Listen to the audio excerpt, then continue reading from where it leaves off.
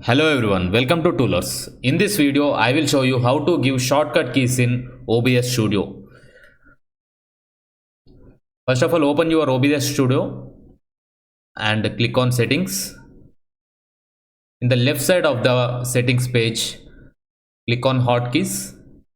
Here you can see various activities in OBS Studio. You can give any of the key from your keyboard in order to perform that particular activity.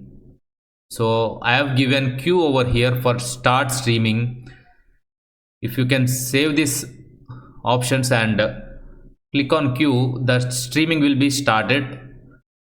So likewise, you can give any key that you want, and after giving the key, you can click on apply and OK button.